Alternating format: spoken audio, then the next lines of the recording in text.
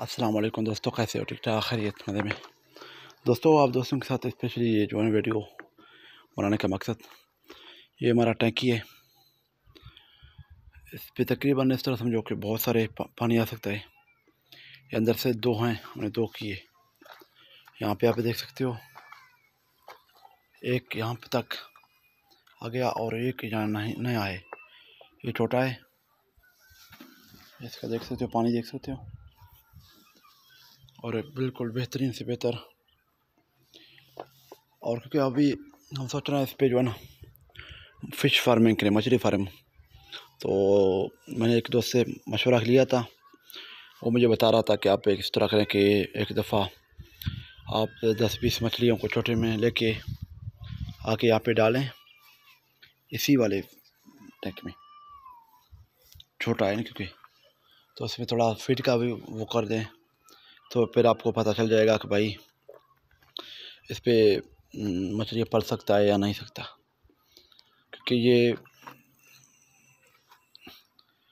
अंदर से तो पत्थर और सीमेंट है, ऊपर प्लास्टर किया हुए सीमेंट का, रेत और सीमेंट का। तो इस पे वो बता रहा था। तो अभी सोचते हैं इंशाल्लाह, आप भी मशवरा दें हमें कमेंट करके लाजमी अपना।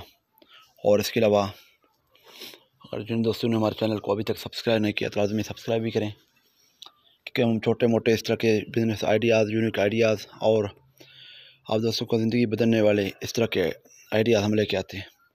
अगर दोस्तों इसमें मछली फार्मिंग कामयाब हो गया तो स्पेशली हमारे इलाके में ट्रेंड आ जाएगा मछली के वजह से।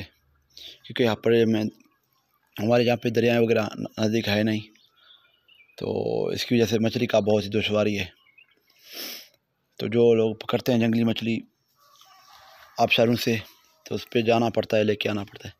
अगर यहाँ पे पला तो हमारे लिए जो है ना एक इस तरह समझो कि रीढ़ का हड्डी और बिज़नेस के तौर पे माना जाता है। तो कमेंट करके लाजमी अपना राय का भी इज़हार करें। मिलते हैं कोई और वीडियो के साथ। अब तक अपने दोस्त अमराज को दें इजाज़त। इस दुआ के साथ जहाँ रहें खुश रहें, अपनों के साथ रहें। अल्लाह हाफिज़, फ़ी अमानिल्लाह।